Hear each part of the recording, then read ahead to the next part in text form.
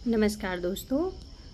Adenium या desert रोज़ सभी की पसंद होती है और हर कोई गार्डनर इसे अपने गार्डन में ज़रूर ऐड करता है और ये कई सारे कलर्स में आता है। लेकिन आज मैं एडीनियम की विशेषताएं नहीं डिस्कस करूंगी। आज मैं एक ऐसी बात आपसे शेयर करूंगी जिसके बारे में आपने शायद ही पहले सुना हो। तो मैं डिस्कस कर रही हूँ दोस्तों एडीनियम की एक केयर टिप के बारे में, जिसके बारे में पहली बार शायद मैं रिवील कर रही हूँ।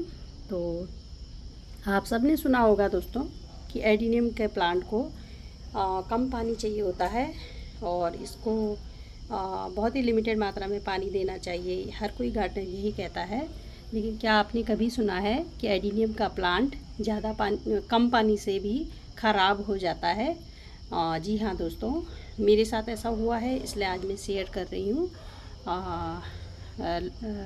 लास्ट 2 साल पहले मेरे साथ ऐसा हुआ था और मैंने इसकी वीडियो भी शेयर की थी, जो मैं कम्युनिटी शेयरिंग में आज शेयर कर दूँगी ताकि आप सब लोग उस वीडियो को भी देख सकें।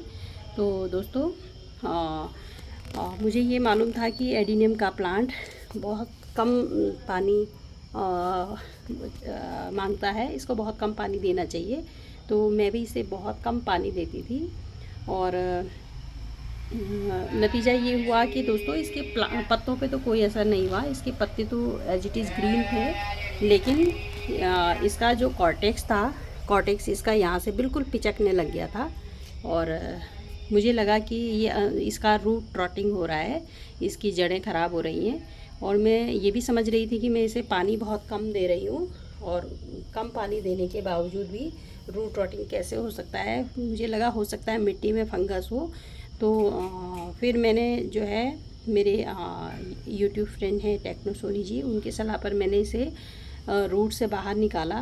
तो इसके रूट में कहीं भी रूट रॉट मुझे बाहर से फिजिकली नहीं दिखा, लेकिन रूट जगह जगह से पिचक रही थी, अंदर से भी पूरी तरीके से कॉर्टेक्स पिचक रहा था। तो उन्होंने मुझे सजेस्ट किया कि मैं कहीं पर एक जगह पे कट मार करके देख लूँ कि अंदर से रूट रॉट हो रहा होगा। उनका ये कहना था कि 100% अंदर से रूट रॉट हो रहा होगा और बाहर से दिख नहीं रहा है।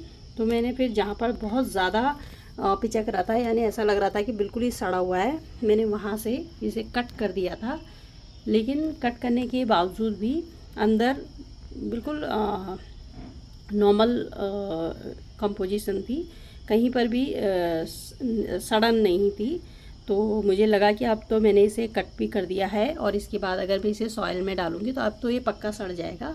लेकिन उन्हीं की सलाह पे फिर मैंने इसे कम से कम 15 से 20 दिन तक रूट को बिल्कुल क्लियर धुल करके, साफ़ करके, सुखा करके और किनारे रख दिया था बिना मिट्टी के, हवा में।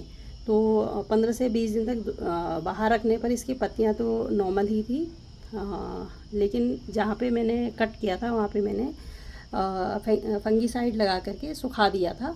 तो उसके बाद वो कुछ टाइम के बाद, जब 15-20 दिन के बाद उसकी स्किन सूख गई थी, उसके बाद टेक्नोलॉजी ने कहा था कि मैं इसे फिर से सॉइल में लगा दूं।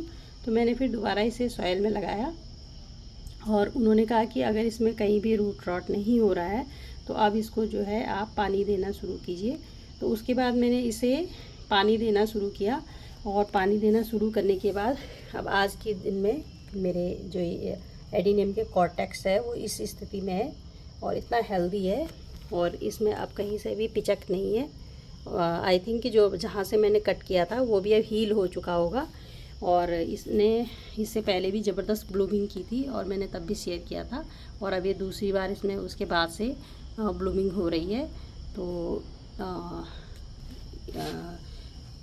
आप ये जान लीजिए कि एडीनियम ना सिर्फ ज़्यादा पानी से ख़राब हो जाता है, न सिर्फ ज़्यादा पानी से उसका कॉर्टेक्स ख़राब हो जाता है, बल्कि कम पानी से भी उसका कॉर्टेक्स ख़राब हो जाता है। और दोस्तों ऐसी स्थिति में जब कॉर्टेक्स ख़राब हो रहा था तो इसके पत्ते बिल्कुल ख़राब नहीं हो रहे थे। इसका रीज़न ये है कि कॉर्टेक्स के अंदर पानी स्टोर रहता है। तो जब हम सॉइल में पानी नहीं देते, यानी जब जड़ों को पानी नहीं पहुंचता है, तो उस स्थिति में क्या होता है कि जो पत्तियां होती हैं, पत्तियां कॉर्टेक्स में जो पानी स्टोर रहता है उस पानी को लेने लगती हैं। तो इस वजह से पत्तियाँ तो ग्रीन से ही रहती हैं, पत्तियाँ ख़राब नहीं होती हैं। लेकिन कॉर्टेक्स में जब पानी की कमी होने लगती है तो कॉर्टेक्स पिचकने लगता है। तो आप भी ध्यान रखिए दोस्तों कि अगर कभी आपका एडिनियम का कॉर्टेक्स पिचक रहा है और आपने रूट रॉट के लिए उसे सॉइल से निकाल करके चेक भी कर लिया है और कहीं भी सड़न नहीं है, तो उसको कट करने की आवश्यकता नहीं है। आप ये समझ लीजिए कि ये जो है पानी की कमी से पिचक रहा है, उसे वापस मिट्टी में लगा दीजिए और उसके बाद उसको पानी देना स्टार्ट कीजिए, तो आपका कॉर्टेक्स बिल्कुल नॉर्मल कंडीशन में आ जाएगा। तो आई होप आपको ये मैंने बिल्कुल नई इन्फॉर्मेशन दी हो कि एडिनियम ना सिर्फ ज़्यादा पानी से ख़राब होते हैं बल्कि कम पानी से भी ख़राब हो जाते हैं। तो आप लोग भी ध्यान रखिए और अपने एडिनियम प्लांट को रिक्वायरमेंट के अकॉर्डिंग सही मात्रा में पानी दीजिए और अच्छी फ्लावरिंग पाइए। तो ये थी दोस्तों आज मेरी एक यूनिक शेयरिंग जो मैंने अपने पर्सनल एक्सपीरियंस के आधार पर आपके साथ शेयर की है। तो आई होप कि मेरी ये इन्फॉर्मेशन आपको अच्छी लगी हो। अगर मेरी इन्फॉर्मेशन आपको अच्छी लगी हो तो इसे शेयर कीजिए अपने दोस्तों के साथ और मेरे चैनल को सब्सक्राइब कीजिए। मुझे अंत तक बड़े ध्यान से सुनने के लिए और देखने के लिए आप सभी का बहुत बहुत धन्यवाद। Happy gardening friends.